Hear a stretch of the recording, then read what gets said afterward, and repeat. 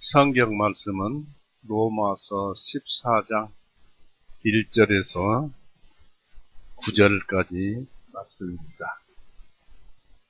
로마서 14장 1절에서 9절까지의 말씀입니다.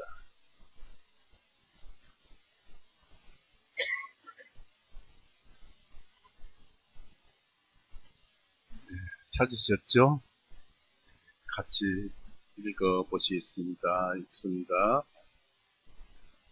믿음이 연약한 자를 너희가 받아들이되 그가 의심하는 것들에 대하여 논쟁하지 말라. 이는 어떤 사람은 모든 것들을 먹을 믿음이 있으되 다른 사람은 연약한 채소만 먹기 때문이다. 이는 먹는 자는 먹지 아니하는 자를 없음 여기지 말고 먹지 아니하는 자는 먹는 자를 판단하지 말라. 이는 하나님께서 그를 받으셨기 때문이다. 다른 사람의 종을 판단하는 너는 누구냐? 그가 서거나 넘어지는 것은 자기의 주인에게 있나니 참으로 그가 세움을 받게 될 것은 하나님께서 그를 서게 할 수 있으시기 때문이다. 어떤 사람은 한 날을 다른 날보다 귀히 여기고 또 다른 사람은 모든 날을 같게 여기나니 각자 자기 마음에 완전히 확신해야 하리라. 나를 소중히 여기는 자도 주님을 위하여 소중히 여기고 나를 소중히 여기지 아니하는 자도 주님을 위하여 그것을 소중히 여기지 아니하니라. 먹는 자도 주님을 위하여 먹으니 이는 그가 하나님께 감사드리기 때문이요. 또 먹지 아니하는 자도 주님을 위하여 먹지 아니하며 하나님께 감사드리나니 이는 우리 중에는 자신을 위하여 사는 자가 없고 자신을 위하여 죽는 자도 없기 때문이다. 이는 우리가 살아도 주님을 위하여 살고 우리가 죽어도 주님을 위하여 죽나니 그러므로 우리는 살든지 죽든지 주님의 것이로다. 이는 이 목적을 위하여 그리스도께서 죽으시고 일어나셔서 다시 살아나셨으니 곧 그분께서 죽은 자들과 살아있는 자들의 주님이 되시기 때문이다. 같이 기도하시겠습니다. 살아있는 많으신 하나님 아버지, 오늘도 은혜의 날, 구원의 날 우리에게 베풀어 주심을 감사드립니다. 또한 이 세상 각지의 전쟁으로 많은 사람들이 고통을 받고 있지만 우리에게 이런 평안한 날을 선물하시고 또 이런 생활을 할 수 있게 해주신 것을 감사드립니다. 그러므로 우리가 이 평안한 날을 저축하는 심정으로 주님의 말씀을 더욱 깨달아 알고 또 심령을 살찌워서 주님을 알고 주님을 섬기는데 우리가 부족함이 없도록 주님께서 지도하고 가르쳐 주시옵소서. 우리는 그저 주님을 주시는 대로만 우리는 받아 누리고 받아 심령을 채울 뿐입니다. 오늘도 주님께서 끝까지 인도하여 주시옵고 또 말씀을 주셔서 우리로 하여금 주님을 찬송하게 해 주시옵소서. 언제나 주님께 감사드리오니 우리를 지에서 영원히 구원해 놓으시고 지금은 하늘 보좌 우편에서 우리를 중보하시며 또 우리 안에 계셔서 우리의 심령을 다스려 주시며 가르쳐 주시며 우리 구세주 예수 그리스도 이름으로 아버지께 감사하오며 기도 올렸사옵나이다. 아멘. 반갑습니다.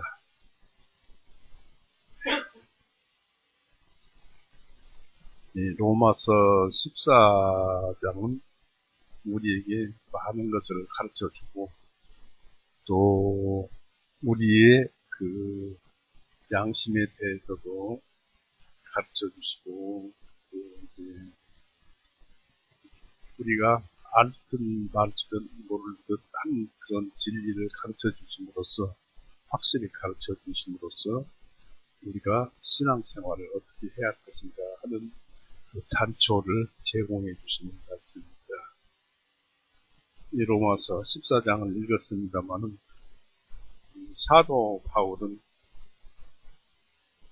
하나님 예수님께서 부르신 사도입니다.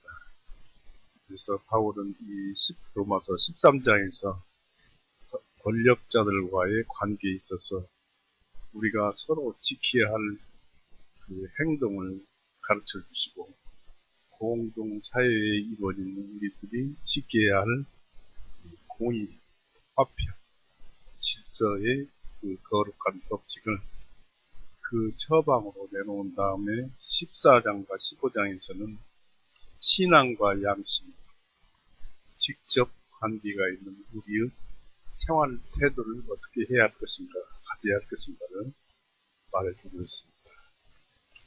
특별히 바울은 사소한 문제에 대한 그 우리의 의견 차이를 어떻게 다룰 것인가에 대해서 일반적인 규칙을 제시하고 있는데, 당시 로마 그리스도인들 간에 이 문제를 가지고 잘못된 점이 있었던 것입니다. 교회에는 사소한 일상 문제로 대립될 때가 있습니다. 이 바울은 이것을 교정해 주고 있습니다.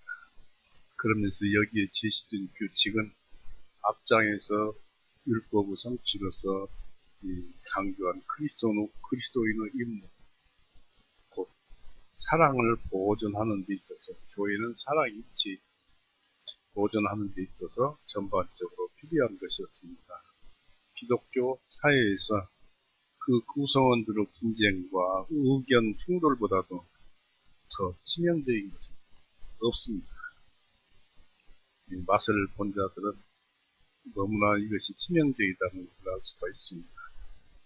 이 상처로 말미암아서 신앙의 진수가 사라져가고 맙니다. 그러나 사도 바울은 명의처럼 훌륭한 처방을 제시하고 있습니다. 14장의 말씀을 제대로 이해하고 인용하여 그대로 살아가면 만사가 제대로 될 것이고, 우리 모두가 주님으로부터 치료를 받고 예수님은 기쁘게 하실 수가 있습니다. 이 당시 교회에 일어났던 공교로운 다툼에 대한 것으로서 주님께서도 14장에 오늘 읽은 말씀에서 이런 것들이 올 것이라고 미리 말씀을 하셨지만, 너무나 일찍 오고야만 것은 그들 가운데 불화를 막고 통일을 유리하려는 지혜와 사랑이 결여되어 있었기 때문이었습니다. 그들 가운데는 음식과 날짜의 구별 문제에 있어서 의견 차이가 있었습니다. 음식을 먹는 것에도 차이가 있습니다. 어떤 사람은 유교절을 지키고 어떤 사람은 지키지 않고, 그런 구별 문제가 있어서 의견 차이가 있었는데, 이 두 가지 문제가 가장 심각하여 지목되었지만은 다른 비슷한 문제도 많이 있었을 것입니다. 그 내용은 이 성경에서 보듯이 로마 교회 성도들 가운데는 본래 이방인들과 유대인들이 섞여 있었습니다. 유대인들이 그리스도교를, 예수님을 믿었다는 기록이 사도행전 28장 4절에 기록되어 있습니다. 이 유대인들은 어릴 적부터 음식과 절기에 관한 의식율법을 지켜왔습니다. 이런 습관이 아주 몸에 배어버려서 그들이 그리스도인 되고 난 후에도 육신에서 근절되지 않아서 과거에 집착한 나머지 쉽사리 그 버릇을 버리지 못하는 사람들은 경우가 그랬습니다. 이들은 그리스도 죽음으로 의식율법이 사문화되었다는 것을 모르고 있었습니다. 제사율법이 사문화되었다는 것을 모르고 있었습니다. 그렇게 다른 성도들은 이것을 잘 알고 문제 삼지 않았지만, 이 유대인들은 계속 유대 그리스도인들은 계속 의식을 지키면서 실천해 왔던 것입니다. 이 음식에 대해서 2절은 이는 어떤 사람은 모든 것을 먹을 믿음이 있으되 다른 사람은 연약하여 채소만 먹기 때문이라고 얘기했습니다. 이렇게 믿는 그리스도인은 깨끗하고 더러운 음식을 구별하는 의식적인 구별이 더 이상 허용되지 않았으며 하나님은 온갖 피조물은 좋은 것이요 아무것도 피할 게 없다는 곧 그 자체가 더러운 것은 하나도 없다는 것입니다. 로마서 14장 14절을 보십시오.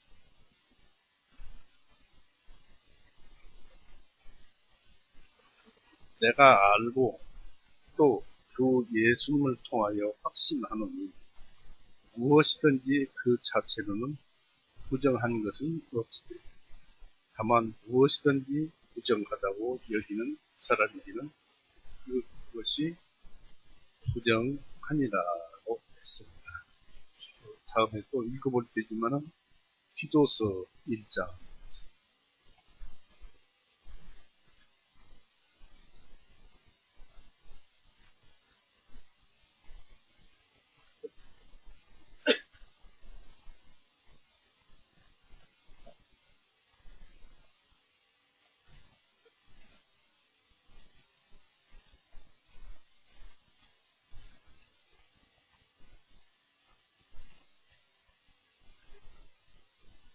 디도서 2장 15절을 보세요.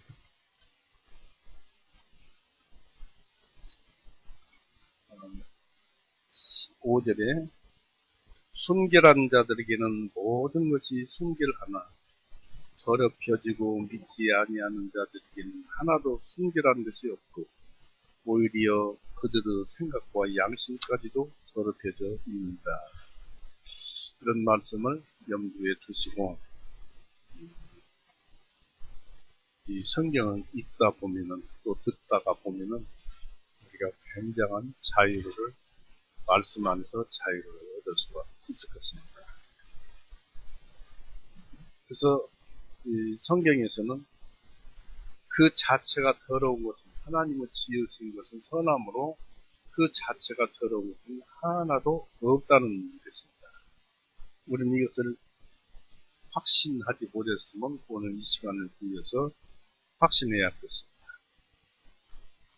그들이 이것을 확신하는 것은 복음의 전체적인 흐름에서뿐 아니라 할례의 사도인 그 베드로가 이 목적으로 받은 제사에서입니다. 찾아볼까요? 사도행전 10장.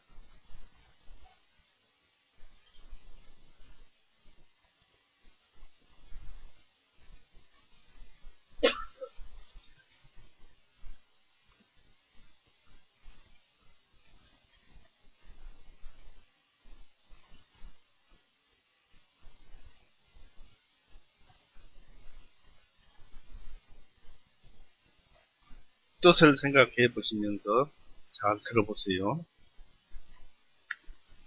9절에서부터 읽어볼 것입니다. 사도행전 10장 9절.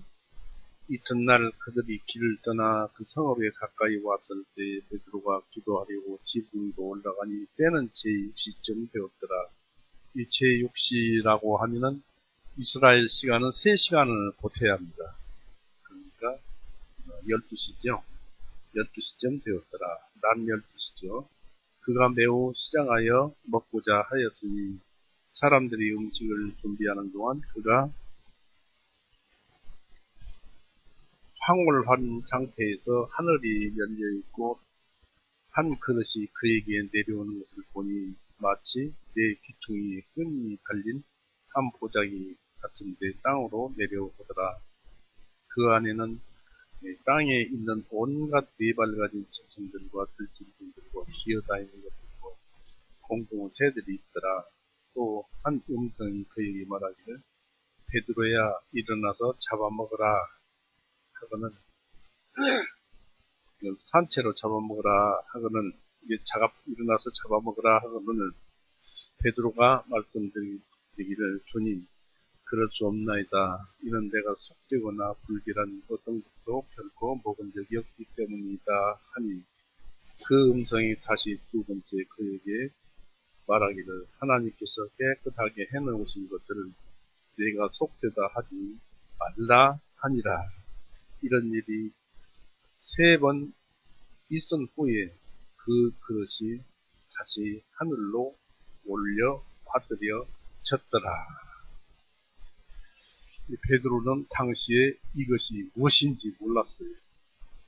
하늘에서 그릇이 나오는데 온갖 짐승들과 기어다니는 것. 레위기에는 짐승도 먹는 그 짐승이 있고 못 먹는 짐승이 있는데 여기에는 못 먹는 짐승까지 다 해서 다 이렇게 고작이 쌓여서 하늘을 먹으라고 해서 내려왔다가 베드로가 못 먹는다고 하니까 그렇게 하기를 세 번 반복한 다음에 두 번 반복하고 세 번째는 다시 하늘로 올려졌죠. 이것이 무엇을 의미하느냐면 우리 이방인들의 구원받을 것을 얘기합니다. 하나님께서는 예수님을 통해서 사람들의 모든 죄를 다 용서해 놓으셨어요.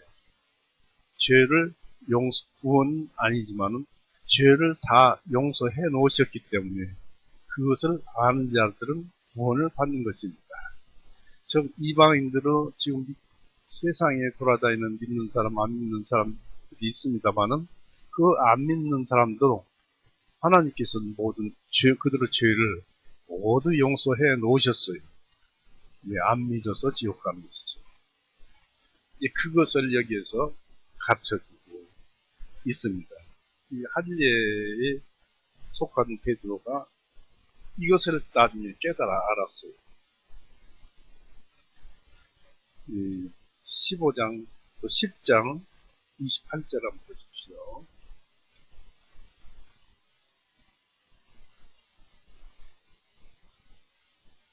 그가 그들에게 말하기를 너희도 유대인이 다른 민족과 교제하거나 찾아가는 것이 율법에 어긋나는 줄을 알거니와 하나님께서 내게 보여주시기를 아무 사람도 속되다 하거나 불결을 하다고 하지 말라 하셨느니라. 그러니까 아무 사람도 이방인이든지 아니든지 어떤 사람도 속되다고 하거나 불결하다고 하지 말라. 깨끗하다 라는 얘기입니다. 죄가 용서되었다 라는 얘기를 여기서 하고 있는 것입니다. 그래서 이것을 알게 되면은 다 속되지 않고 깨끗하다는 것을 알게 되면 피조물까지도 모두 깨끗하다는 것을 우리가 이제 디도서를 통해서 아까 읽어봤지. 로마서 14장 14절에서도 읽어본 것입니다. 특히 여기서 보시면은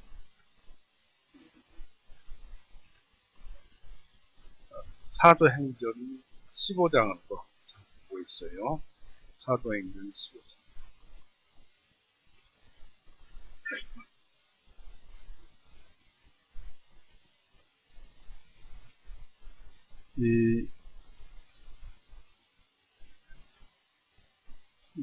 이 먹는 것 때문에, 이 음식 먹는 것 때문에 이제 싸움이 교회에서 일어나고 하니까 이것을 가지고 이 문제를 가지고 바울을 쫓아가고 교회에서 회유가 일어나고 그랬었습니다.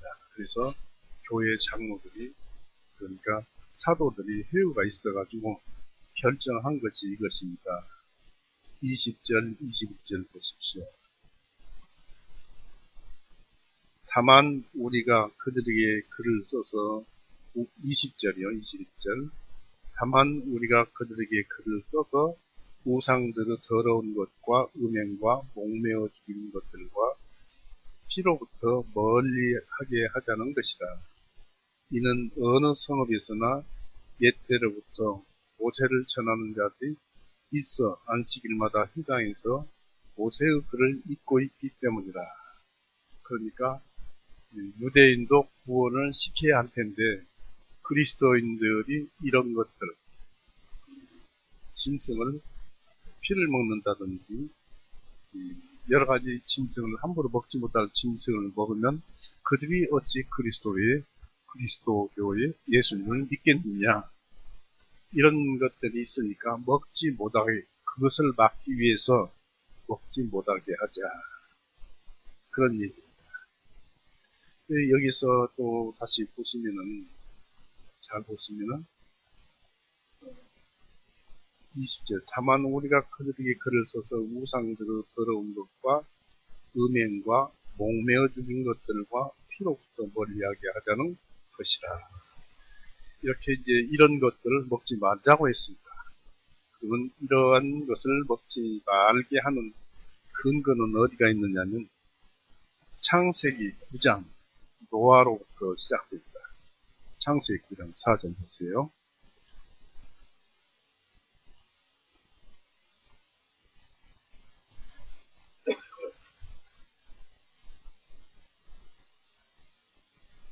그러나 이 9장 4절, 그러나 너희는 고기를 그 생명과 함께, 즉 그것의 피와 함께 먹지 말지니라. 내가 반드시 네 생명들의 피를 요구하리니 모든 짐승의 손에서 그 피를 요구할 것이요 사람의 손에서 그 피를 요구하리라. 내가 모든 사람의 형제의 손에서 사람의 생명을 요구하리라 해가지고 이제 사람 죽이는 것도 금하면서 짐승에 대해서 이제 말씀하셨는데, 너희는 고기를 그 생명과 함께, 즉 그것을 피와 함께 먹지 말지니라 했습니다. 이 그 생명과 함께 먹지 말라는 것은 짐승을 먹되 살아있는 그 자체로, 생고기로 살아있는 짐승은 거기에서 그냥 살아서 움직이고 있는 거기에서 고기를 뚝 떼서 먹는 것, 이런 것은 그렇게 먹지 말라, 그런 얘기입니다. 그러면서 그래서 피와 함께 먹지 말지니라. 그렇게 먹는 것은 피와 함께 먹지 말지니라. 그것이 짐승의 목숨과 함께 먹는 것이다.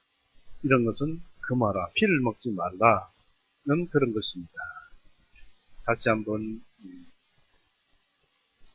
사도행전 15장 보세요.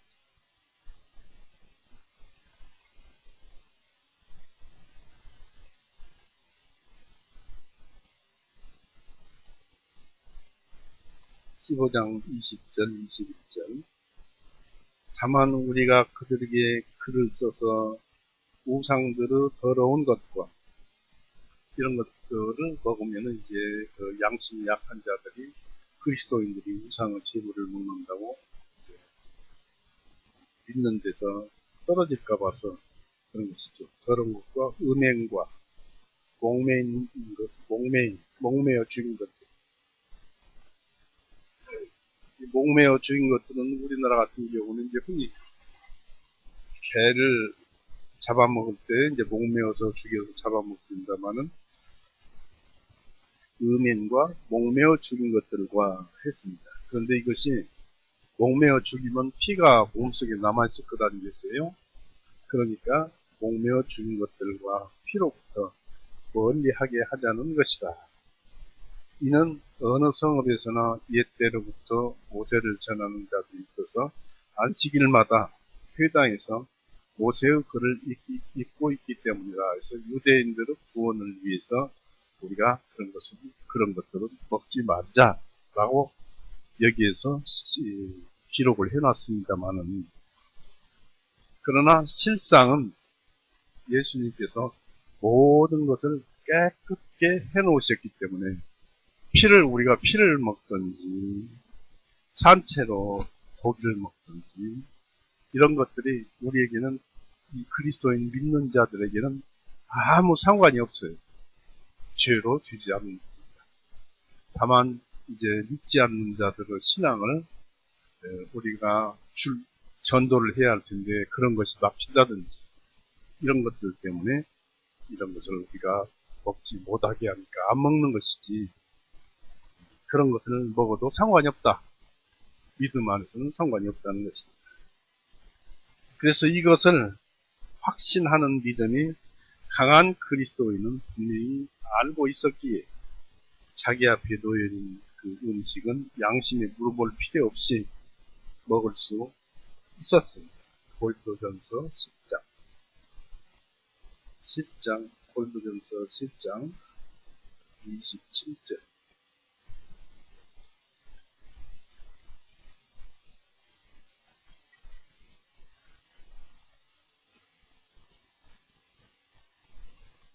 만일 믿지 아니하는 자들 중에 누가 너희를 잔치에 초대하여 너희가 가고자 하거든 너희 앞에 차려놓은 것은 무엇이든지 양심을 위하여 묻지 말고 먹으라 했습니다.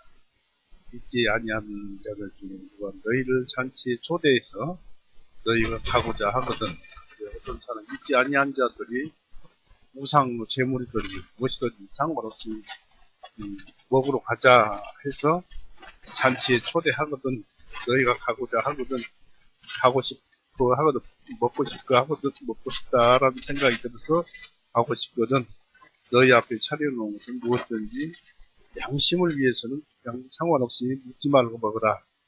그러나 만일 어떤 사람이 너희에게 말하기를 이것은 우상들에게 희생물을 바쳐졌던 것이라 하면 그것을 알려준 그 사람과 양심을 위하여 먹지 말라.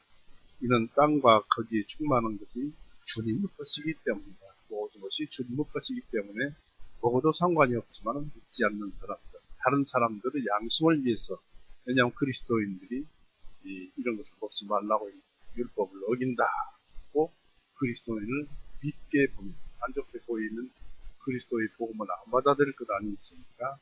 그런 것을 방지하기 위해서 먹지 말라 그런 것입니다. 또 다른 한편 믿음이 연약한 자는 믿음이 강한 자들은 그 자유에 대해서 불만을 품고 율법이 금한 음식은 그 당시 여전히 그 불결한 것이라고 생각을 하고 그것을 먹지 않고 채소만 먹었던 것입니다. 먹기 위해서. 곧 이 흙에서 나온 열매만으로도 그 사람들은 만족하는 것이었습니다. 연약한 양심이, 실상은 양심이 연약한 것이 아닙니다. 연약한 양심이 얼마나 절제를 하느냐는 것입니다. 안 먹는 자였습니다. 절제하고 자기를 부정하고 있는 것을 봅니다. 이것을 체험해 보지 않고서는 양심의 억제력과 강제력이 얼마나 큰가 하는 것을 알 수 없습니다. 양심이 한번 내가 생각할 때 이것은 아니다 하면 안 하잖아요. 절대 이건 나쁘다, 이건 좋다 하고 판단을 내리면은 그것대로 양심이 행하잖아요. 그게 사람의 자아에서 나오는 생각이고 또 그것이 고집에서 나오는 생각, 고집에 의해서 나오는 생각입니다. 그리고 이것이 결론적으로 양심에다 근거를 두고 양심에 의해서 그 생각이 나와서 그걸 지키는 것입니다. 그래서 우리는 이러한 자존심도 양심에서 나오기 때문에 하나님 말씀에 비춰봐요. 그래서 우리가 고집을 피우고 있는가, 자존심을 내세우고 있는가, 꼭 나의 옛사람이 타락한 본성이 살아서 숨쉬고 있는 것은 아닌가를 판단해봐요. 그 다음에 이제 5절을 한번 보십시오. 14장 5절. 어떤 사람은 한 날을 다른 날보다 귀히 여기고 또 다른 사람은 모든 날을 같게 여기나니 각자 자기 마음에 완전히 확신해야 하리라 했습니다. 아직도 자신들이 의식 율법에 매여 있다고 생각하는 사람들은 한 날을 다른 날보다 귀히 여겼습니다. 6월절, 무교절이라든지 오순절이라든지 장막절 같은 그런 절기를 지키면서 이 날들이 다른 날보다 중요한 것으로 생각하고 특별히 이런 것에 대해서 특별히 그 절차를 지켜서 거룩하게 그 날짜를 여기는 그런 가운데서 스스로 이런 날에는 종교적인 안식과 행사에만 집착을 하는 사람이 있었던 것 같습니다. 한편 이 모든 절기가 실상은 예수님의 오심으로 철폐되고 무효화되었다는 것을 아는 자들은 모든 날을 똑같이 여깁니다. 이날이나 저날이나 똑같이 여깁니다. 그러나 우리는 이런 집회를 위해서 모이는 날, 주일을 제외하고는 모든 날을 똑같이 취급하고 주일만은 모든 성도들이 만장일치로 지켜서 집회에 참석해야 할 것입니다. 당시 유대인들 절기에 대해서는 그것들이 예수님에 대한 그림자였다는 것을 우리가 알면 그것으로 족합니다. 이 바울 사도 음식과 절기에 대한 의견 차이는 일부 사람들의 그 습관에 지나지 않기 때문에 사소한 문제에 불과했고, 따라서 이런 음식과 절기 문제를 무시해도 상관이 없다는 것입니다. 그런데 이제 서신서에 또 쓰여져 있습니다만 갈라디아 교회, 갈라디아의 그 사람들도 이방인이지만은 그 이방인은 유대 교사들을 감화로 그 갈라디아 지방에도 유대 율법주의자들, 그 구원받은 자들이 있어서 그런 유대 교사들을 감화로 음식과 절기에 대한 구별을 믿고 실천할 뿐만 아니라 그 실천이 구원의 필수적인 것으로 알고 믿으며 유대 절기를 공공운영하게 지켰던 갈라디아 성도들에게 보내는 편지에서는 사도 바울의 그 말이 교훈이 기록되어 있는데, 곧 그 사람들한테는 복음의 의도를 무시하고 은혜에서 떨어져 나가는 자들이라고 아주 지탄을 받고 있습니다. 갈라디아서 4장, 갈라디아 4장 9절 11절.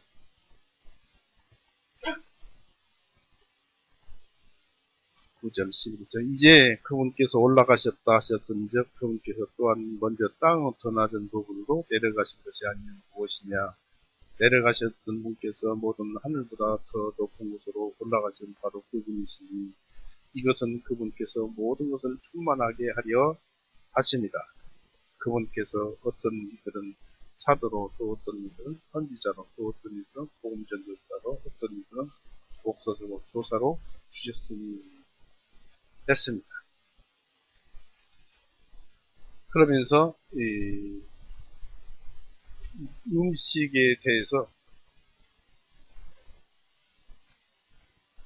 잘못 제가 성경을 읽다 보니까 잘못 읽었는데,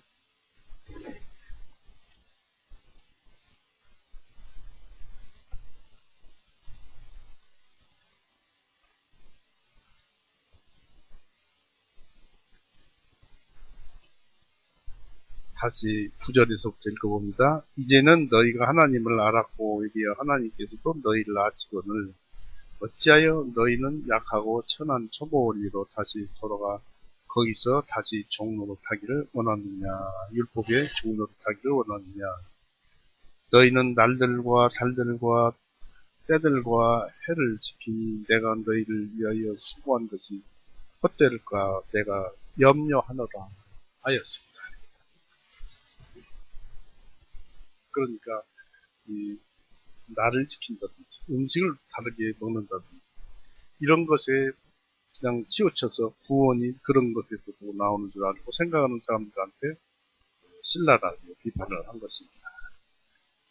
곧 로마인들은 로마 교인들은 연약해서 지켰지만은 갈라디아인들은 고의적으로 사악한 가운데 지켰습니다. 아마 그들은 주님의 대속과 중보에 의한 은혜를 알지 못했던 것 같습니다. 이 로마인들은 울면서 율법이 무덤에 이르기까지 따라간 자들이요, 갈라디아인들은 다시 무덤을 파헤쳐서 죽은 의식율법을 되살리려고 한 것과 비슷하다. 그렇게 보인다라는 것입니다. 로마 교회 내 의견 차이가 이 불화의 불씨가 아니다. 이 의견 차이를 잘못 다룬 데 있었다 이것입니다. 의견 차이가 문제가 불씨가 아니라는 것입니다. 이 의견 차이를 잘못 다룬 데 있었다 이것입니다. 이 믿음이 강하고 그리스도인의 자유를 충분히 알고 있는 자들은 이해하지 못하고 약한 자들을 멸시했습니다. 그런 사람들을 이해하며 우정으로 도와 부축해 줘야 함에도 음식과 날짜를 지키려는 그 미신적인 사람들을 우습게 보고 짓밟은 것입니다. 내가 좀 더 성경을 알고 그러니 나를 따라와야 한다 하는 그런 것입니다. 이처럼 지식을 가진 자들은 이런 일에 자부심을 가지고 지식이 부족한 동료 형제들을 무시하고 흉보기 쉽습니다. 한편 믿음이 약하고 그리스도인의 자유를 사용할 줄 모르는 자들은 강한 자들을 심판하고 정죄했으며 마치 이들을 방종한 그리스도인요 육적인 즉 타락한 본성을 가진 타락한 사람들로 또 자기들을 할 일을 돌보지 않고 온갖 모험을 하며 한 군대에도 정착하지 않는 그런 자들로 믿음이 강한 자들을 판단하였습니다. 그들은 자유한 자를 의식율법을 어기는 자로 하나님의 법도를 멸시하는 자로 여겼던 것입니다. 이런 정죄는 양자들 사이에 그 믿음이 강한 자들, 약한 자들 사이에 큰 감정을 불러일으킵니다. 감정이란 그런 데서 나오는 것입니다. 이 감정은 참 그래요. 감정은 본성에서 일어나는 것입니다만 불러일으켜서 사랑의 금이 갈 뿐입니다. 바로 이것이 병이었던 것입니다. 오늘날도 교회에 그 뿌리가 남아있습니다. 이런 것이 아니라 다른 여러 가지 문제로 뿌리가 남아있습니다. 내가 좀 더 믿음이 강하고 잘한다, 모른다, 별것도 아닌 것 가지고 따지는 수가 많습니다. 마찬가지 종류 의견자, 마찬가지의 잘못된 태도가 교회 내의 사랑을 깨뜨리고 있었던 것입니다. 로마 교회가 그랬어요. 그러나 우리에게는 이 다툼을 달래고 악영향을 방지하는 데 필요적절한 지침과 인내가 사도 바울로 인해서 제시되어 있습니다. 영의의 처방처럼 사도의 바울의 처방은 합리적이었습니다. 사도는 양쪽을 다 벌하지 않고 다 설득시킴으로써 쌍방이 참을 것을 종용하고 있었습니다. 믿음이 강한 자들에게는 너무 무시하지 말고 약한 자들에게는 너무 판단하지 말라는 식으로 중재하였습니다. 분쟁 당사자들이 각자의 주장을 버리고 의견 차이를 하나님의 은혜의 머리에 숙일 것 같으면 모든 문제는 쉽게 해결될 일이었습니다. 바울의 규칙을 살펴봅니다. 바로 이런 둘을 상대로 할 때 어떻게 나오는가를 살펴봅니다. 1절에 우선 약한 자들을 받아들이되 1절에 보면 약한 자를 받아들이되 그가 의심하는 것들에 대하여 논쟁하지 말라는 것입니다. 다시 한번 1절을 보세요. 믿음이 연약한 자를 너희가 받아들이되 그가 의심하는 것들에 대하여 논평하지 말라, 논쟁하지 말라는 것입니다. 믿음이 좀 연약하든지 강하든지 어떤 문제에 있으면 그런 걸 논쟁하지 말라, 잘다, 틀리다, 말다, 논쟁하지 말라. 이 1절의 뜻은 이것이 일반적인 규칙입니다.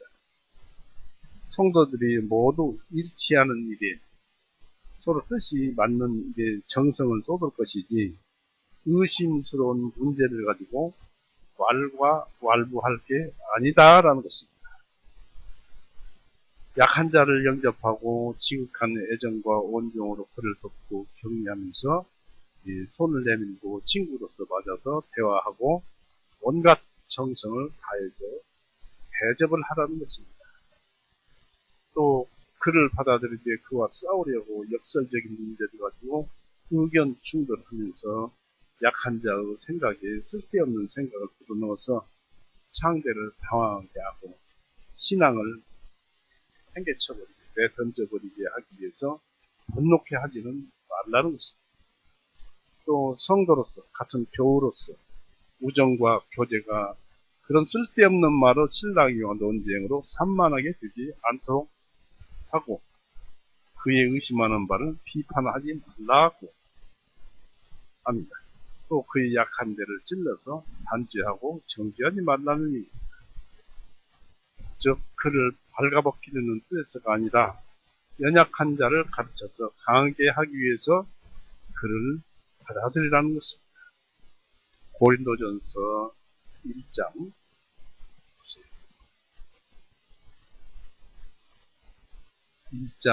고린도전서 1장 10절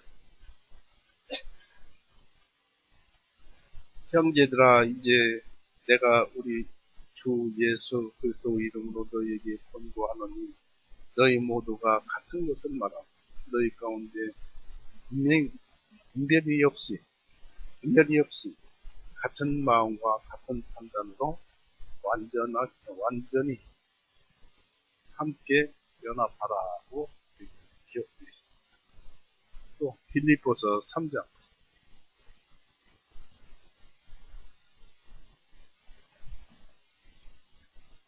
의견 차이가 있다 하더라도 우리가 염려할 것이 아니다 그런 얘기입니다.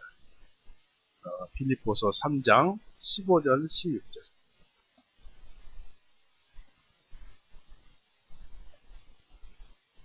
3장 15절 16절 그러므로 누구든지 완전한 자들은 다 이렇게 생각하라. 만일 어떤 일에 너희가 다르게 생각한다 할지라도 하나님께서는 이것도 너희에게 계시해 주시리라. 알려주시리라는 뜻입니다. 16절에 그럼에도 불구하고 이미 우리가 어디에 이르렀든지 같은 규칙에 의해서 행하고 같은 것을 생각해야 하리라. 복음은 변함이 없어야 되고 이런 것들도 보면은 이것을 다 하나님께서 이것도 너희에게 알려주실 것이다. 서로 모른다고 해서 그걸 막 이렇게 책잡고 하지 말고 몰라도 하나님께서 모르는 자들에게는 다 알려주신다. 그러니까 아는 너는 좀 조용히 해라 그런 뜻입니다. 그래서 믿음이 강한 자들은 약한 자들을 멸시해서는 안 되며 약한 자들은 강한 자들을 판단해서도 안 되는 것입니다. 3절이 그렇게 말을 하고 있죠. 3절 보니까 먹는 자는 먹지 아니하는 자를 엽심 여기지 말고 먹지 아니하는 자는 먹는 자를 판단하지 말라. 이는 하나님께서 그를 받으셨기 때문이다. 어떤 진리를 몰라도 하나님께서는 그를 구원시켜서 하나님의 자녀로 받아들이지 않았느냐 이 말씀입니다. 그래서 이 말은 양쪽을 다 지목하는 말입니다. 양쪽에 모두 잘못이 있어서 서로 잘못을 깨우쳐야 하는 그런 경우는 드문 일이지만은 그런 경우. 이 바울은 우리가 형제를 멸시해도 판단해서도 안 된다고 주장을 합니다. 왜 그러느냐 이것입니다. 이것은 하나님께서 그를 받으셨기 때문이라고 말씀하시기 때문입니다.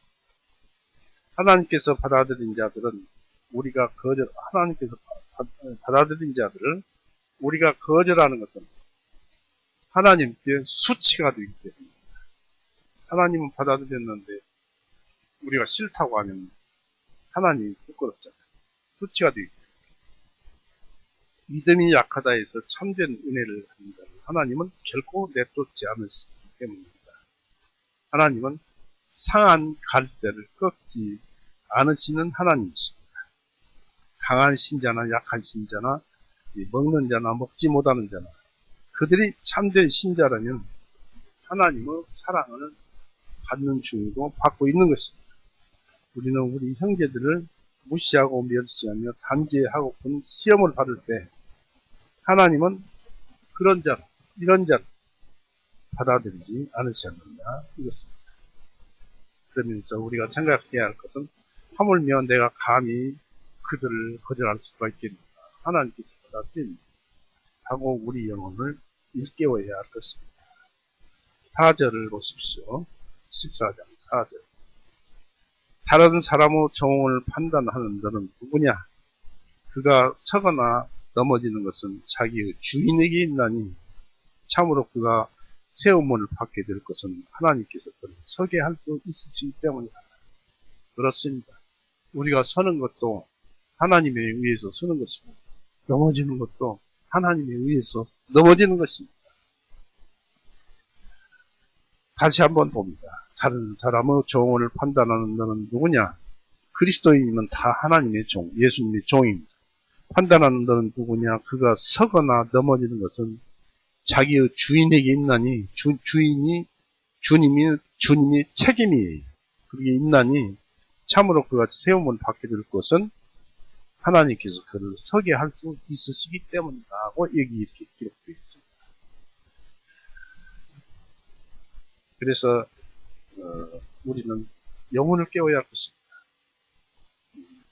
먹는 자는 그의 방자함으로 넘어지고 먹지 못하는 자는 그의 두려움과 걱정으로 주저앉을 것으로 생각하지만은 그러나 이들에게 구원의 복음, 참 신앙이 있다면 곧 예수님께서 골고다에서 피 흘리고 죽으시고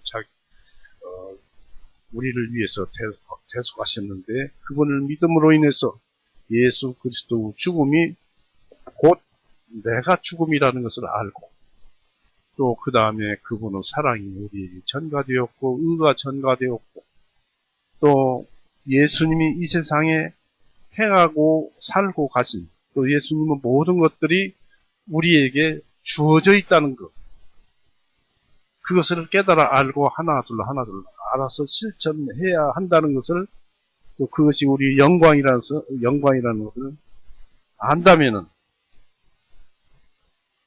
얼마나 좋겠습니까? 바로 이렇게 예수님께서는 그 믿음이 약한 자들이 두려움과 걱정으로 주저앉을 것을 생각하지만 그러나 그들이 구원의 복음 참 신앙이 있다면 그것을 깨우쳐 안다면 하나님을 바라보는 눈이 있어서 한 사람은 그리스도인의 자유를 지혜 있게 잘 쓰고 다른 한 사람은 억지로 참는다면 이 둘은 다 세움을 받을 것입니다. 곧 한쪽은 정직함으로 다른 한쪽은 주님의 이로로 세움을 받을 것입니다. 확신을 가지니까 정직하죠. 또 예수님을 사랑해서 정직하게 하나님을 사랑해서 정직하게 지켰다면 그것이 언젠가는 하나님께서 너희들 모두를 깨끗하게 해놓았고 죄를 용서해 놨고 세상의 만물을 다 선한 것이다.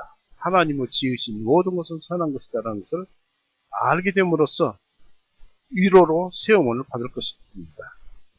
이 소망은 하나님의 능력에 근거한 것입니다. 왜냐하면 하나님께서 그를 서게 할 수 있으시기 때문이라고 4절에 기록되어 있죠. 전부 하나님의 능력입니다. 넘어지는 것은 우리가 자기 자아의 고집이나 타락한 본성에 휩쓸려서 죄의 법에 따라가 살다 보니까 넘어져 버린 것이고 그로 인해서 하나님은 다시 이렇게 넘어지는 것을 맛을 보았으니 내가 다시 너를 일으켜 세워주고 다시는 그렇게 넘어지지 말라고 우리에게 은혜를 베풀어 주시는 분도 하나님. 따라서 주님은 자신의 백성을 지키기 위해서 이 능력을 행할 것입니다. 베드로전서 1장 한번 보세요. 베드로전서 1장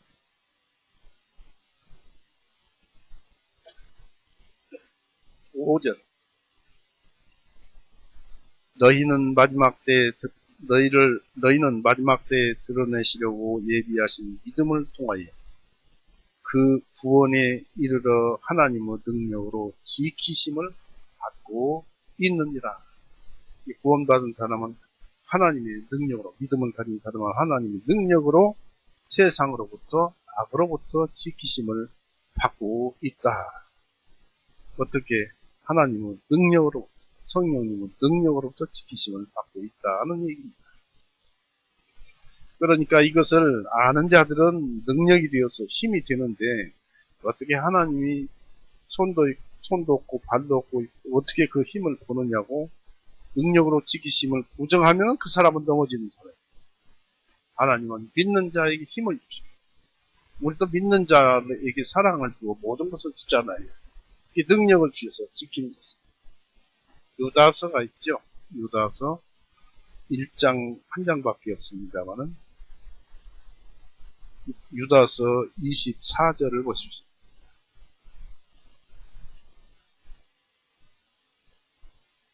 이제 유다서 1장 24절, 이제 넘어지는 것에서 너희를 지키시고, 요한계시록 앞에 있습니다. 유다서 1장 24절, 이제 넘어지는 것에게서 너희를 지키시고, 너희를 자신의 영광의 인비하심 앞에 흠이 없이 넘치는 기쁨으로 서게 하실 그분 그랬습니다.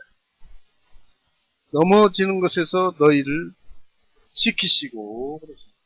여기도 그렇게 기록되어 있습니다.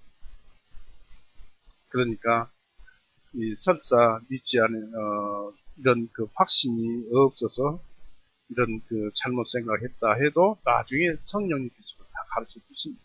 지키시고 이렇게 세워주십니다. 그래서 이 둘은 믿음이 약한 자나 강한 자나 다 누구의 종입니까? 하나님의 예수님의 종, 하나님의 종이죠. 4절에 보시면은 다른 사람의 종을 판단하는 너는 누구냐? 그가 서거나 넘어지는 것은 자기의 주인에게 있나니 참으로 그가 세움을 받게 될 것은 하나님께서 그를 서게 할 수 있으시기 때문이라고 했습니다. 그래서 서거나 넘어지는 자도 하나님이죠. 그 하나님께서 이렇게 세우고 있죠. 믿는 자도 믿음이 약한 자도 강한 자도 다 하나님 종이라는 얘기죠. 그래서 다른 사람의 종을 판단하는 넌 누구냐라고 했습니다. 우리는 나무 총들, 하인들을 붙잡고 늘어지면서 트집 잡고 판단하는 것을 실례로 실수하는 것으로 여깁니다. 성도들은 약하든 강하든 우리들의 형제지 우리 하인이 아닙니다. 이런 못된 판단은 선생이 많아서는 안 된다는 식으로 경계를 하고 있습니다. 야고보서 3장 봅시다.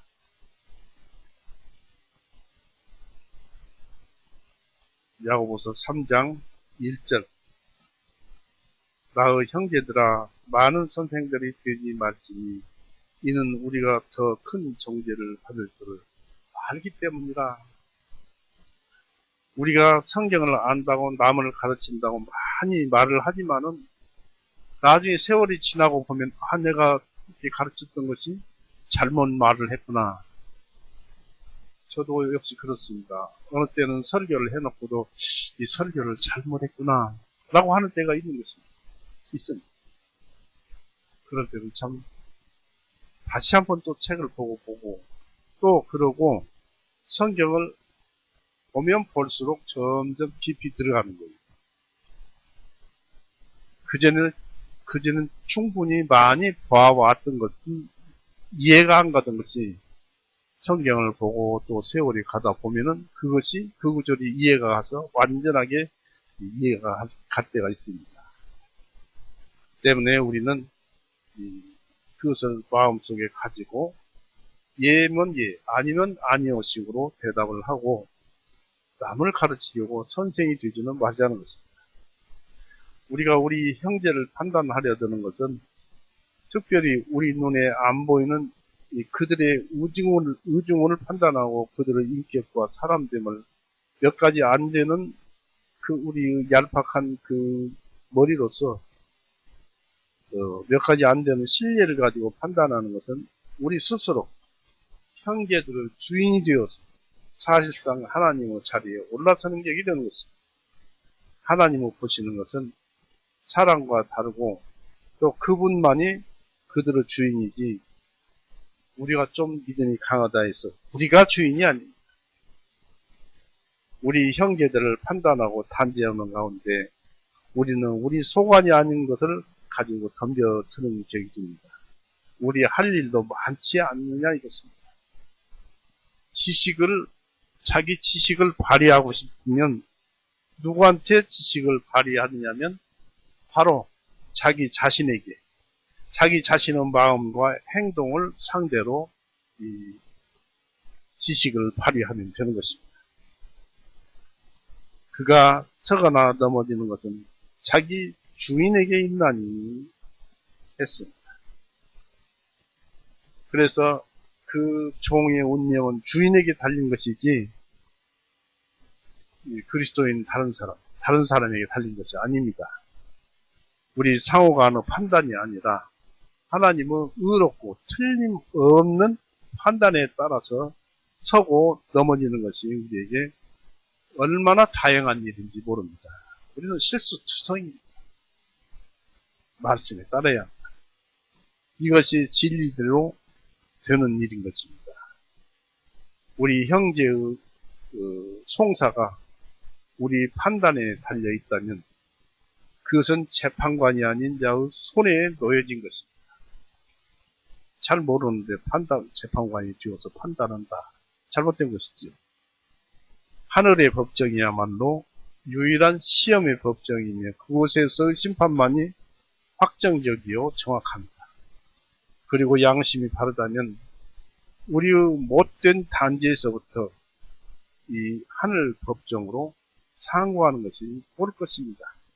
바로 우리가 이런저런 문제가 되어서 말다툼이 일어나니 성경으로 가지고 판단을 해야지 우리 사람 생각으로 하지 마자. 그런 얘기. 이쪽이나 저쪽이나 그들의 진정한 성도요 요점에 있어서 올바르다면 하나님을 바라보는 눈이 있고 그들을 하는 일에서 주님을 인정하는 것이기 때문에 6절 보십시오. 로마서 14장 6절. 또한 그분은 우리를 로마서 14장 6절. 나를 소중히 여기는 자도 주님을 위하여 소중히 여기고 나를 소중히 여기지 아니하는 자도 주님을 위하여 그것을 소중히 여기지 아니하니라. 먹는 자도 주님을 위하여 먹으니 이는 그가 하나님께 감사드리기 때문이요. 먹지 아니하는 자도 주님을 위하여 먹지 아니하며 하나님께 감사드리나니 라고 여기에 기록되어 있습니다. 그래서 나를 중히 여기는 자, 곧 유대 금식과 절기를 지키면서도 그것을 남에게 강요하지 않고 자기 생각에 그날은 세상 일을 쉬고 하나님을 예배해도 아무 지장이 없다고 생각하기에 기꺼운 마음으로 그렇게 하는 자는 잘하는 일이다. 그러니 또 다른 면에 있어서 이 사람이 훌륭한 그리스도인으로서 행동하는 것을 봐서도 이 면에 있어서도 이런 면에 있어서도 그의 눈은 한눈이요. 주님을 위하여 중히 여긴다는 것도 알 수 있습니다. 따라서 하나님은 그가 절기를 지키는 면에 있어서 다소 실수가 있다 해도 그런 실수가 있다 해도 그의 정직한 의도는 받아들인다 이것입니다. 머리가 허약하고 부족하다고 해서 마음의 성실과 정직이 배척받는 것은 아닙니다. 우리는 이처럼 훌륭한 주인 곧 하나님을 모시고 삽니다. 우리 안에 사실 다른 한편 나를 중히 여기지 않는 자는 이날 저날을 구별하지 않는 자, 곧 이날은 거룩하고 저날은 평일이다. 이날은 운이 좋고 저날은 재수없다 하는 식이 아니라 모두 똑같은 날로 취급하는데 그는 앞에서 지적한 형제를 무시하거나 반대하기 위해서 그렇게 하는 것이 아니죠. 선량한 그리스도인이라면 그러한 원칙에서 무턱대고 행동할 리가 없을 것입니다. 따라서 우리는 그가 주님을 위해서 나를 중히 여기지 않는다고 결론을 내릴 수가 있습니다.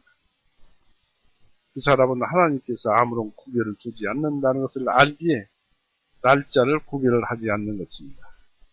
따라서 모든 날을 주님께 바침으로써 주님께 영화롭게 하려고 노력하는 것입니다.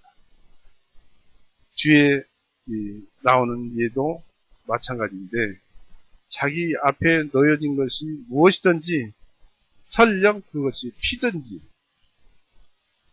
또는 돼지고기든지 먹을 수만 있다면 먹는 자도 주님을 위해서 먹는 것입니다. 이 사람은 하나님께서 자기에게 허락하신 자유를 알고서 14절 한번 보십시오. 내가 알고 또 예수님을 통하여 확신하노니, 바울이 말을 하는데 확신하노니 무엇이든지 그 자체로서 부정한 것은 없으되 다만 무엇이든지 부정하다고 여기는 그 사람에게는 그것이 부정합니다. 여러분, 그렇다면 여기서 한 가지 배워야 할 것이 있어요. 여러분의 육신이 부정합니까? 선합니까? 여러분의 몸이, 사람의 몸은 다 선한 것입니다. 사람의 몸 그것 자체로는 여기 말씀대로 부정한 것이 없다 이것입니다. 왜 죄인인데, 죄 지은 몸인데 무슨 선한 것이냐? 하나님께서 지은 것은 모든 것이 다 선하다고 그랬어요.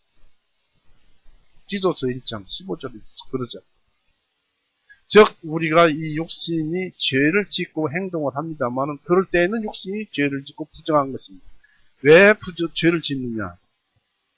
사람은 그 타락한 본성, 양심 속에 여러 가지 생각이 있습니다만 어떤 양심이 치우치고 좌절된 양심이 바로 타락한 본성인데 이 타락한 본성, 곧 죄의 본성, 이것에 따라서 육신이 움직일 뿐이지 육신은 그런 타락한 생각이 이 몸을 움직이지 않으면 몸이 움직이지 않습니다. 결국 그 사람 속에 있는 생각이 나쁜 것이지 몸이 나쁜 것이 아니에요. 하나님께서 지으신 모든 것이 선하다고 했어요. 이거 한 가지 알면은 우리가 로마서 한 가지 짚어보고 넘어가 보겠습니다. 로마서 7장.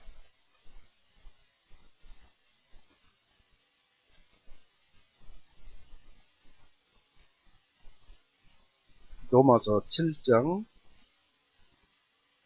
24절에서 25절을 보면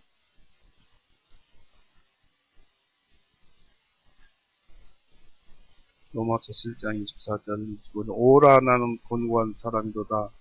이 사망의 몸에서 누가 나를 건져내리요? 이 육신은 죽어가고 있지요. 25절에 예수 그리스도 우리 주님을 통하여 내가 하나님께 감사하노라. 그런즉 내 육신이 마음으로는 하나님의 법을 섬기되 육신으로는 죄의 법을 섬기노라. 여기서 육신으로는 사도 바울은 이 육신을 또는 육을 타락한 본성으로 표현하고 있어요. 즉 마음으로는 하나님의 법을 섬기되 내가 구원받은 선한 마음으로는 하나님의 법을 섬기되 육신, 타락한 본성, 양심에 치우친 양심, 좌절된 양심, 타락한 그 본성, 양심의 행동이 본성으로 나타나는 것인데 그 본성, 육신으로는 죄의 법, 죄성을 섬기노라 이것입니다. 그래서 여기에서 안다시피 타락한 본성이 아니면은 죄를 섬기지 않는다 이것입니다. 내 생각이 치우친.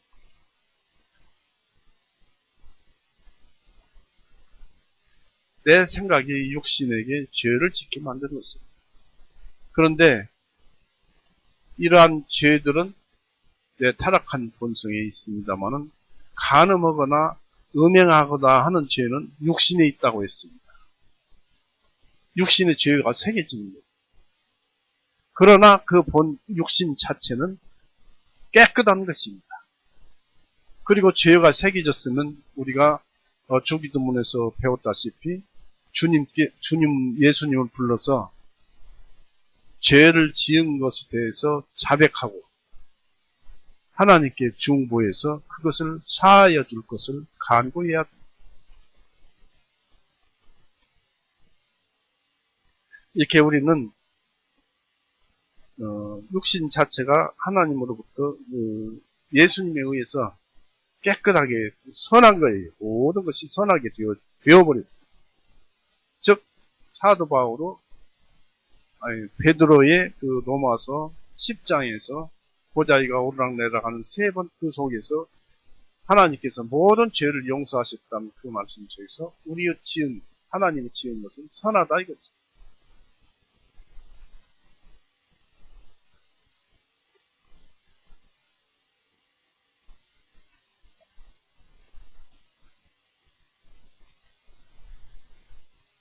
그래서 우리가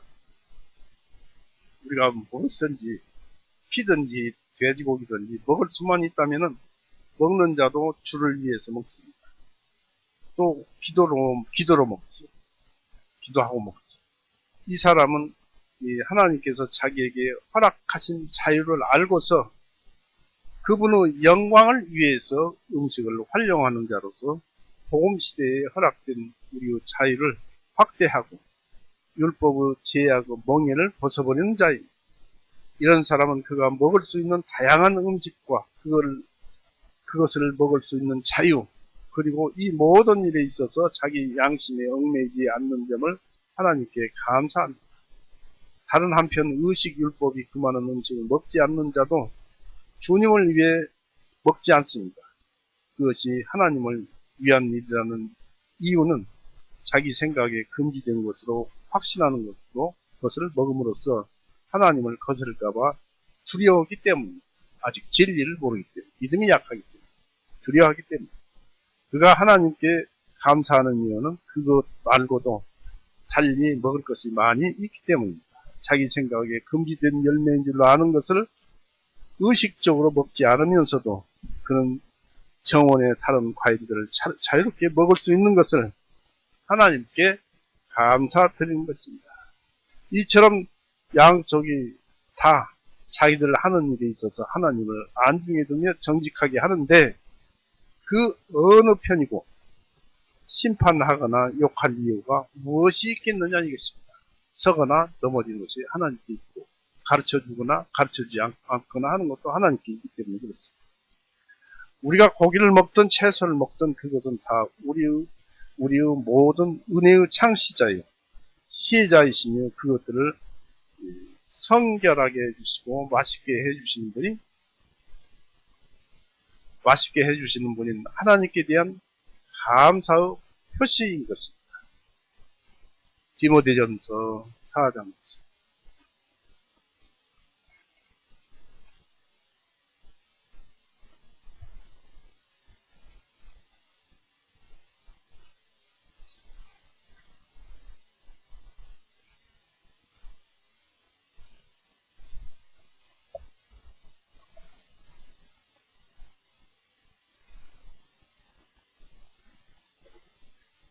디모데전서 4장 4절에서 5절을 봅니다. 하나님은 모든 피조물은 선함으로 그랬지요. 하나님의 모든 피조물은 선함으로 감사함으로 받으면 아무것도 거절할 것이 없나니 어떤 것은 빼고요. 아무것도 안 빼고 아무것도 거절할 것이 없나니 이는 하나님의 말씀과 기도로서 거룩하게 되기 때문이다. 그래서 우리가 먹을 때마다 기도하는 것이죠. 무엇이든지 하나님은 지으신 것은 선하다라는 말씀을 여기서 듣게 됩니다. 여기서 보면 식사 전후에 하는 식사 기도는 고린도전서 10장 30절 보십시오.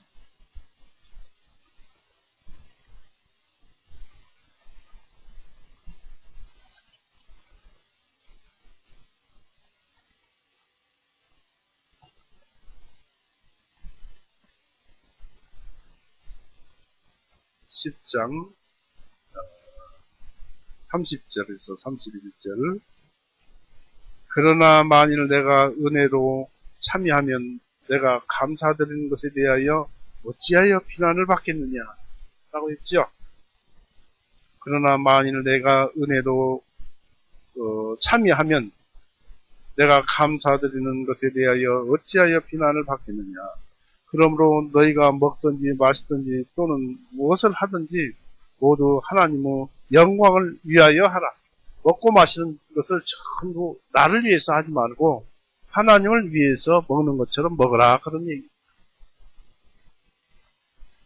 그래서 우리는 약한 자나 강한 자나 모든 그리스도인들이 행하는 당시 교회의 일반적인 습관이었습니다. 곧 그리스도를 본받아서 교회 대대에 걸쳐 스시되는 전통적이요 사도적이며 참된 그리스도인의 습관이었습니다. 예수님께서도 꼭 식사 전에 기도하셨죠. 마태복음 6장.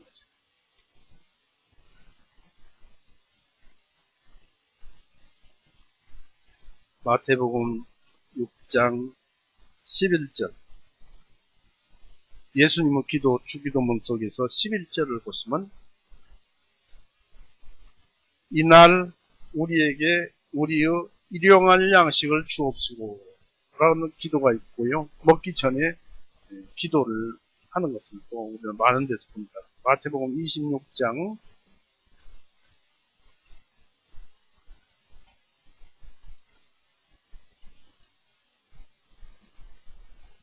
26절 27절.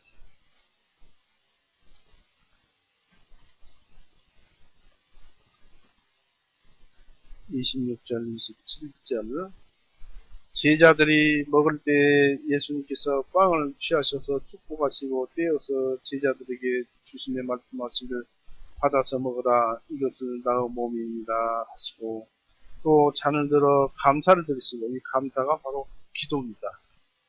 또 잔을 들어 기도를 드리시고 제자들에게 주시며 말씀하시기를 너희는 다 이것을 마시라 하였습니다.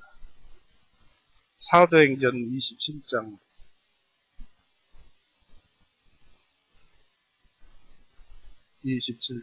35절.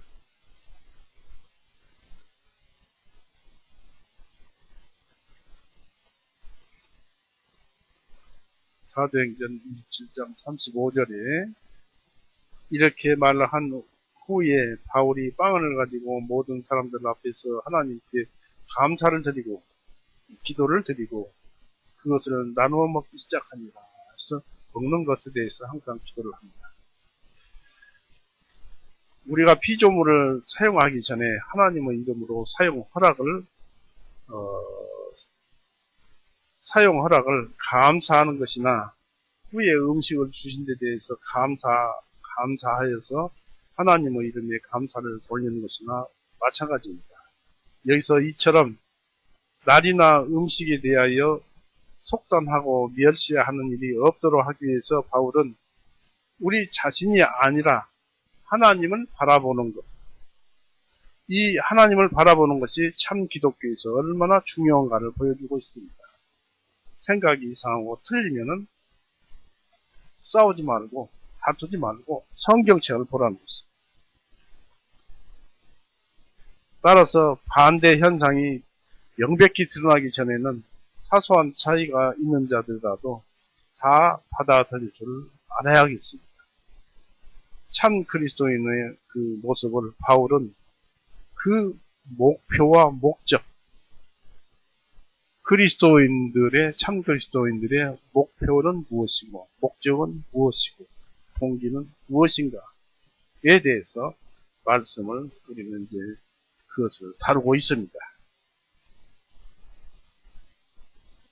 왜 우리가 이렇게 모든 것을 다 받아들여야 하는가?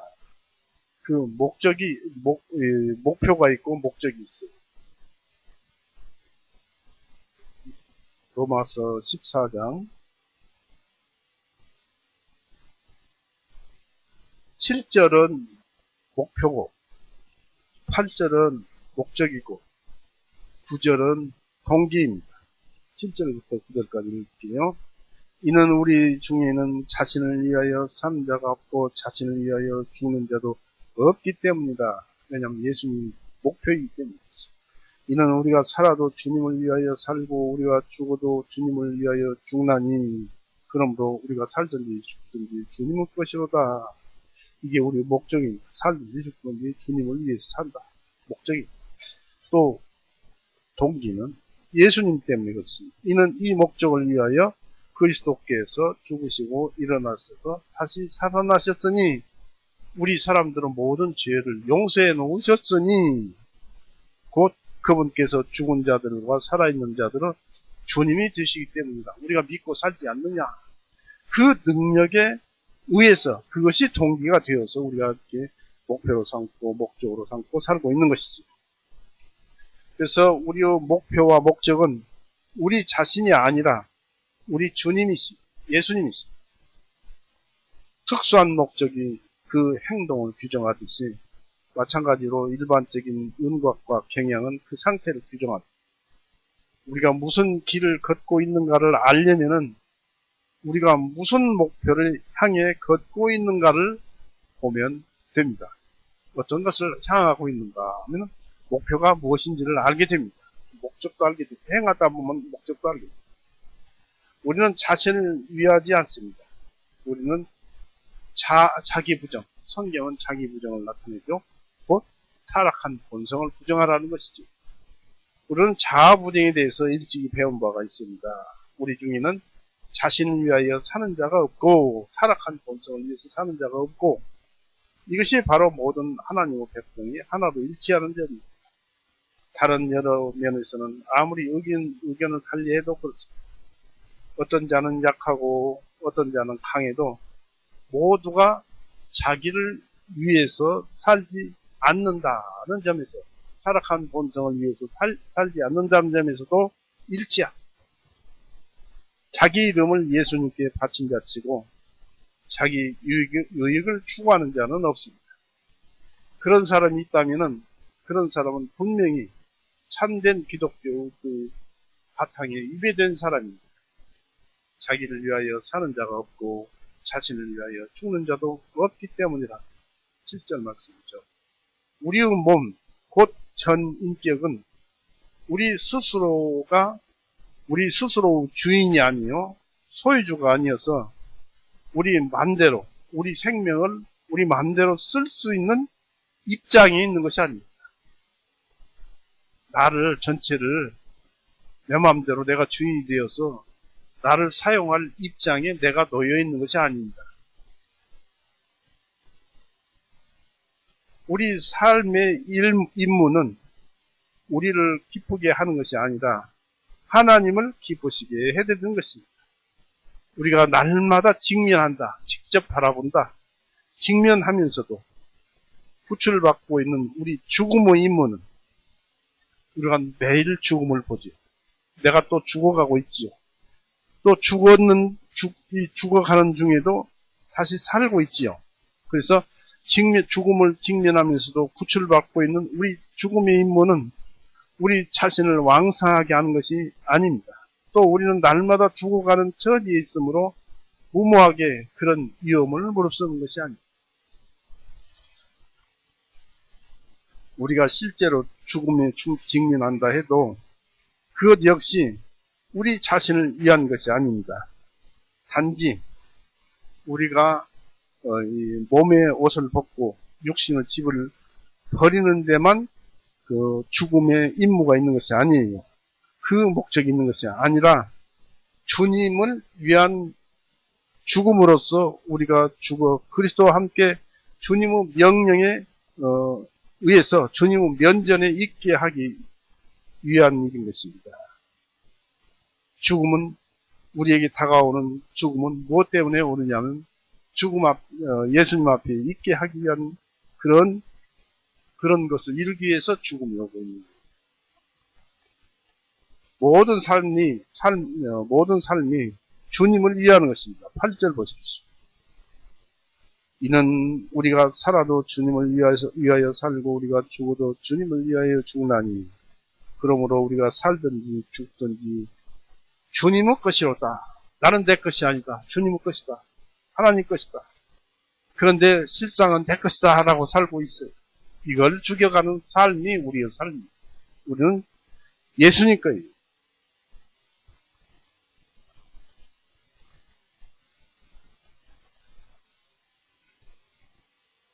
모든 삶이 주님을 위한 것입니다.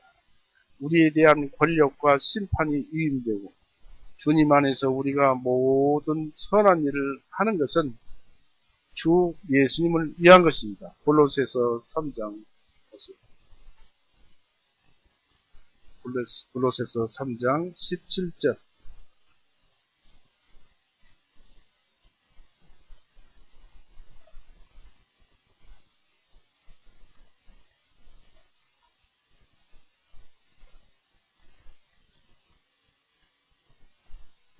또 너희가 말에나 행위에 있어 무엇을 하든지 모든 것을 주 예수님의 이름으로 하고, 그러니까 주님의 뜻대로 주 예수님의 이름이면 주님의 뜻대로 주님의 마음대로 움직여야 한다는 것을 얘기하고 있죠. 주 예수님의 이름으로 하고 그분을 통하여 하나님 아버지께 감사를 드리라. 그렇게 하게 했으니까 감사를 드리라는 것입니다. 그래서 주 예수님을 위함입니다. 이것은 우리의 규칙으로서 예수님의 뜻을 마음에 두는 것이고 또 우리의 목표로서 예수님의 영광을 위해서입니다. 또다시 골로새서 1장 21절 22절 보세요. 또 전에는 너희가 사악한 행실들로 인하여 먼저 너희 마음의 원수였으나 이제는 그분께서 죽음을 통하여 자기 육체의 몸 안에서 너희를 화목하게 하셨습니다. 주님의 목전에 너희를 거룩하고 흠이 없고 책망할 것이 없이 드리고자 합니다. 예수님을 통해서 우리가 이렇게 깨끗하게 되었으니까 이제 예수님을 통해서 사는 것이다. 죽는 것도 사는 것도 예수님을 위해서 사는 것이다. 예수님은 우리가 사나 죽으나 목표로 하는 우리의 소득입니다. 우리가 사는 것은 모든 생활에 있어서 예수님을 영화롭게 하기 위해서고 또 우리가 죽는 것도 그 죽음이 자연사이든지 사고사든지 주님을 영화롭게 하며 주님과 함께 영광을 받기 위해서입니다. 주님이 영광을 받으셨잖아요. 주님께서 자기의 모든 것을 우리에게 주셨잖아요. 그것을 우리가 가지고 있는데 우리가 사용할 줄 모르잖아요. 그런 것들을 성경책을 보아가면서 하나둘 사용하면서 배워가면서 그것은 예수님께서 영광을 받듯이 우리 것의 영광이 되는 것입니다. 예수님은 우리 모두 중심부로서 생과 사의 모든 선이 일치하는 것입니다. 곧 생명을 타고 주님으로부터 세상에 나오고 죽음을 타고 세상에서 예수님 안으로 되돌아갑니다. 그러므로 주님을 모든 일에 있어서 전부로 오시는 것만이 참된 교회입니다. 따라서 사나 죽으나 우리가 주님의 것이로다 했습니다. 우리는 믿음 하나로 그분에게 바쳐진 몸이요, 그분에게 의지하는 몸이요, 그분을 위해서 설정되어 있으며 그분을 중심으로 방향이 설정된 몸입니다.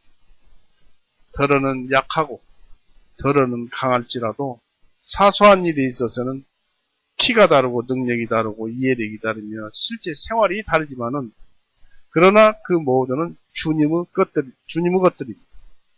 그건 모두가 예수님을 생각하며 섬기며 위해서 그래서 우리 자신을 활용하며 이에 따라서 예수님에게 마땅히 받아들임을 받는 자들입니다. 그럼에도 마치 우리들이 다른 성도들의 주인이요 그들이 우리를 기쁘게 해야 하며 또 그들이 서고 넘어짐이 우리 손에 달린 것처럼 그들을 판단하고 멸시하는 것이 당연한 것처럼 생각한다면 이것은 그 사람은 하나님이 되어버렸어요. 그리 하지 말아야 할 그 원인 또는 동기가 아까 그 구절에 기록되어 있다고 했죠. 구절 보십시오. 이는 이 목적을 위하여 그리스도께서 죽으시고 일어나셔서 우리의 모든 죄를 용서하시고 일어나셔서 부활하셔서 다시 살아나셨으니 예수님이 부활하셨기 때문에 예수님이 가진 것이 우리 것이 되어서 우리도 부활하는 거예요. 일어나셔서 다시 살아나셨으니 곧 그분께서 죽은 자들과 살아있는 자들은 주님이 되시기 때문이다 했습니다. 곧 죽은 자들과 살아있는 자들은 주님이 되시기 때문이다. 다시 말해 만군의 주요 생물 무생물의 주인이 되기 위해서요. 바로 예수님이 모든 것을 머리 되심은 교회를 위해서입니다. 에베소서 1장 보십시오.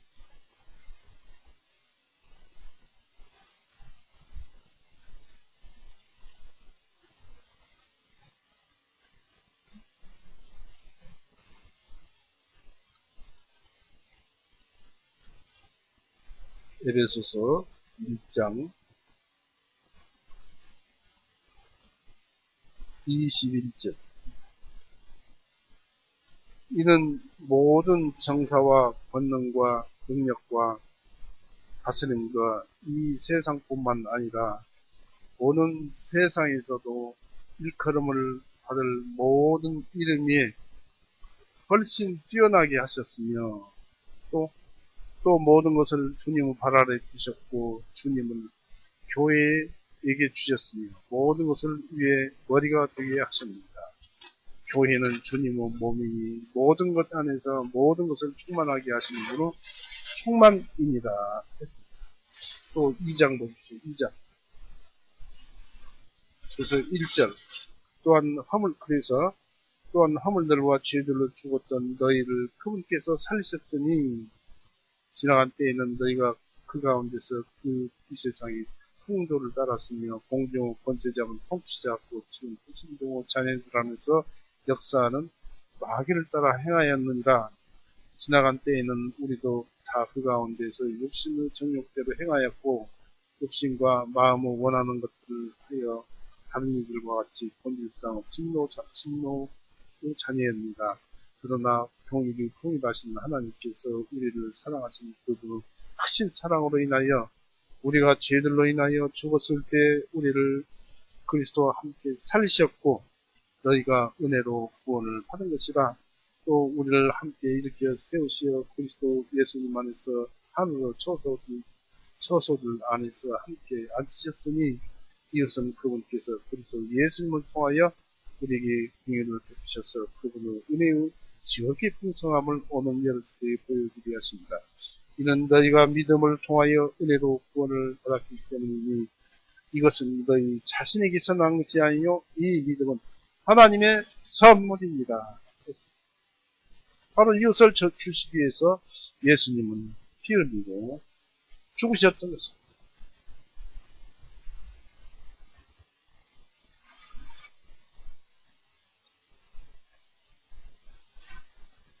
이것이 예수님의 굴려고 대가입니다. 우리가 구원을 합니다. 우리에게 선물로 믿음을 주시는 것이 예수님의 굴려고 대가였습니다. 하나님께서 그분에게 주신 모든 이름 위에 뛰어난 이름입니다. 그래서 2장 8절 이렇게 기록되어 있습니다.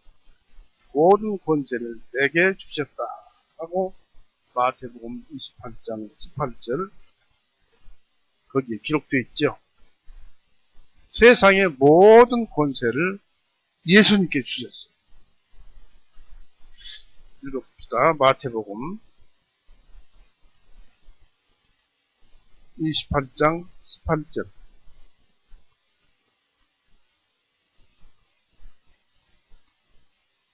예수님께서 오셔서 그들에게 전하여 말씀하시기를 하늘과 땅에 있는 모든 권세를 내게 주셨느니라.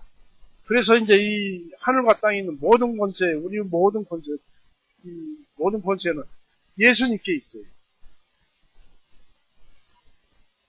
그분이 우리에게 믿음을 주시기 위해서, 선물로 주시기 위해서 그렇게 하십니다.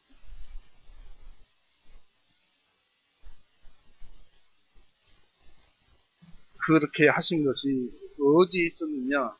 예수님께서 골고다에서 피 흘리고 죽으셨다가 다시 살아나신 후에 말씀하십니다. 그 일 때문에 죽으셨어요. 우리에게 믿음을 선물로 주십니다.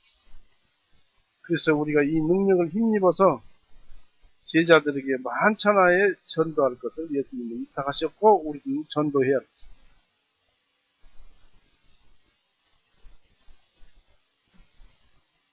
예수님께서 영혼들의 양심을 지배하기 위해서 그처럼 값비싼 대가를 지불하셨고 이 지배권을 행사하시는 데 있어서 정당하고 이론의 다른 그 어떤 그 말이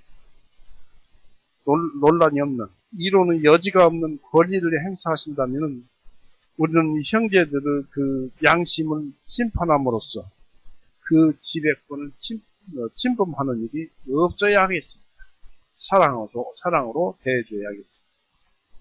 이미 죽은 자들의 이름과 또 그런 기억에 욕을 돌리고 싶어질 때 옛날에 죽은 사람들이 나한테 뭘 잘못했다 하고 욕을 하고 싶어질 때 잘못했다고 판단하고 욕을 하고 싶어질 때 우리는 이 그리스도께서 사한 자들의 주님이시자 죽은 자들의 주님도 된다는 점을 기억해야 합니다.